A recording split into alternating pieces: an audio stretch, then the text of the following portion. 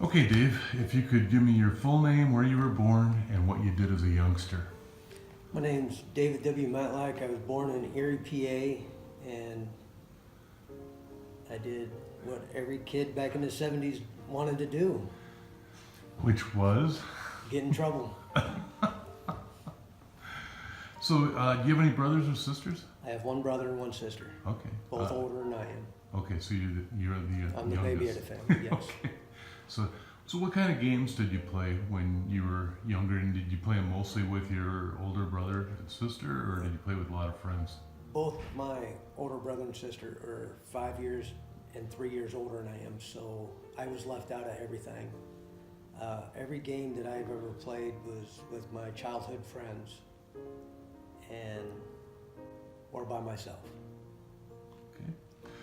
At what age did you start thinking about getting into the service? I was approximately 4 years old. 4 years old, and you already knew. Okay, what branch of the service did you go into?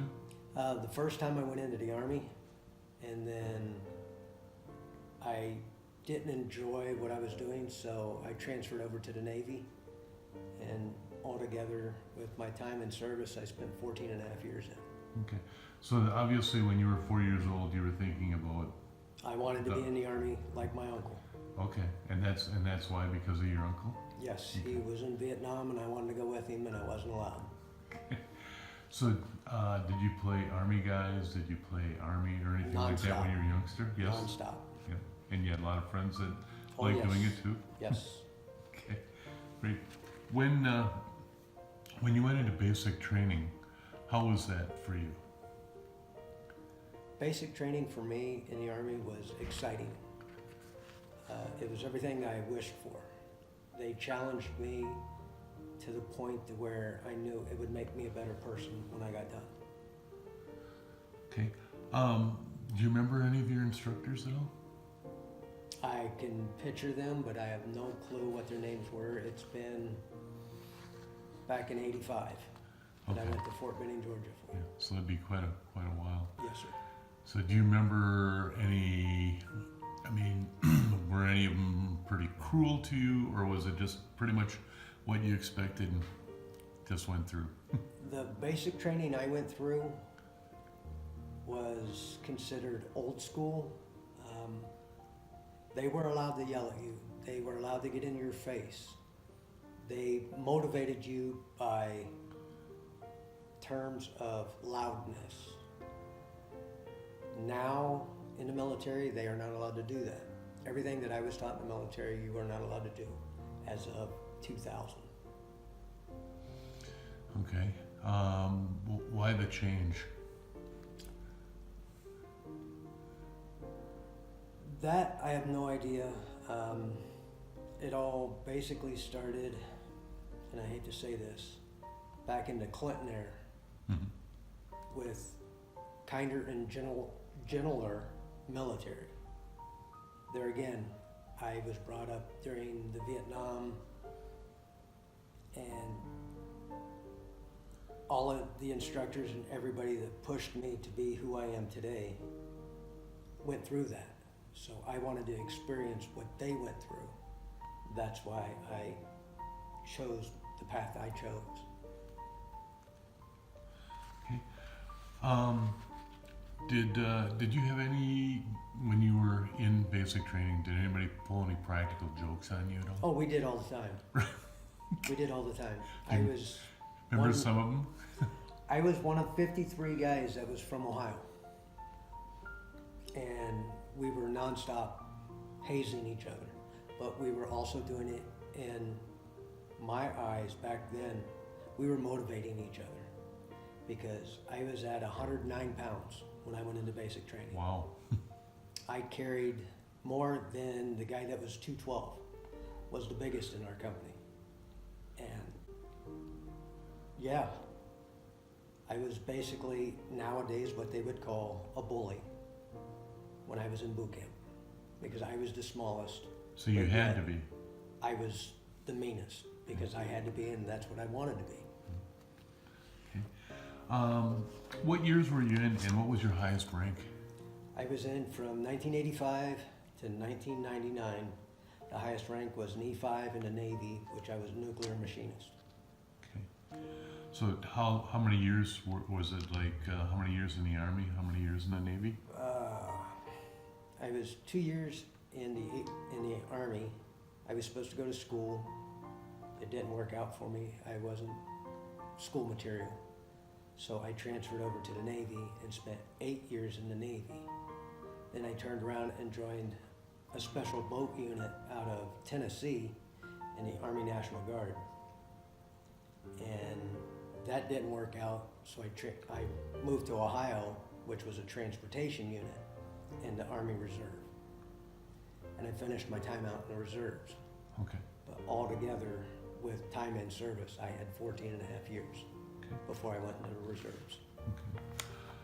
To get to the E5, and a lot of people we've talked to that have been in the Navy, that seems to be about where they go, and then you know, either they go on from there or they end up, you know, stepping out of the service into civilian life. How hard was it moving up into the ranks? In the Navy, it was really hard, especially for a person like myself. I wasn't a female. I wasn't Hispanic. I wasn't Black, Filipino. When I was in the 80s, if you were one of those types of genders or nationalities, you were moving up faster than the Caucasian white guy that was in the military. That wasn't because there was more of us. That's just the way the military wanted to even everything out. Mm-hmm. And it made it rough. I passed the E6 exam 5 times, but not advanced. And it was upsetting when I got out because I wanted to spend a career in the military. Mm-hmm. What was life like day to day while you were in the service? As long as I was out to sea, it was beautiful. When I was at home, I felt I didn't fit in because everything in the world was changing around me other than what was on our ship. And the guys that I spent time with on all 4 places, I should say all 4 ships, and the shore duty place I was at, that was my family when I was in. Mm-hmm. And everywhere else was different. I didn't like it. You had, you said you were on 4 different ships. Which ships were you on? I started out on the USS Frederick, which was an LST flat bottom ship, amphibious. Then I went to Hawaii. I was on the USS Rathburn, which was a fast frigate. Stayed there for 18 months, transferred back to California. I was on the USS Cape Cod, which was an AD-43 tender, which was a repair ship. And then I went straight to Groton, Connecticut to be working on submarines. Were you in a submarine at the time? They wanted me to, but I said no. No? Okay. Do you have a lot of good memories of the Navy? A lot of good memories. I've been around the world twice before I was 21. Wow. Did you ever have to go on to shore either in the Army or the Navy to a foreign land where we were at war or Yes. like that? Where were you at? I was in Desert Storm and Desert Shield. Okay. Kuwait Liberation. The company I was with when Afghanistan started back in the early 2000s, we were getting ready to transport out, and I got out because I had my son, Mm-hmm. and I didn't want to leave him here, so I got out of the military. Sure. The very first day that you stepped onto foreign soil like that, what was the feeling like? Awesome. It was better than riding a roller coaster. And I hate roller coasters. So what did you do right after you got out of the service? Actually, I should ask you, how was the final day that you were in the service and you knew you were going home and that was it? What was that feeling like for you? I cried. It was upsetting because the family I knew and learned to love, no matter what nationality, color. They were all my family. And I knew that I was going to miss them. So what did you do then after you got out of the service? For 2 years, I bounced around from job to job. Like I said, I couldn't fit in. So I joined the reserves thinking that I could fit in.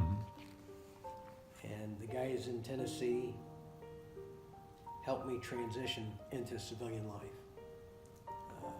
Then I moved to Ohio, where I met some really nice people that helped me finish transitioning into the civilian life. Because I didn't know it growing up. I graduated high school and went straight into the military. I didn't have a life like almost all the guys and women, men and women that go into the military now. They wait anywhere from 10 to 14 months before they even get to go in after signing up. I signed up. 2 weeks later, I was gone. They don't do that no more. And it's rough. It's a big step. What would you say that your position here at the Ark, what have you been able to take from your time in the service to use in this position? Job knowledge. In the military, I was one of few that can go anywhere and work on anything. If they needed something done, a lot of times they would come to me, and either myself or a few other guys that just retired would take on the jobs, and we would do them. We would make it, we would fix it. There wasn't nothing small or big that we couldn't do, especially the four that I grown to call my brothers. It's a big deal. I'm very proud of it. Do you belong to any service organizations? Well, a few that we play video games with. It's 1st Veterans Battalion. We're all veterans or active service. We play video games. A lot of times we just sit there and talk. And these guys, it's funny because they go all the way back to Vietnam. So I'm not the oldest. I'm not the youngest. And a lot of the new military guys that are in now, that are getting into our group, they look at us and say, "Oh my God, you guys have been playing for almost 30 years." And it's a tight group. If I have a problem with something, I get on there and I say, "Hey, I need a lawyer. I need financial advice. I need something about an IRA. I have a question. Or is this true that I heard what's going on overseas?" And within minutes, I would have an answer. And these are all ex-military people and active service. Great.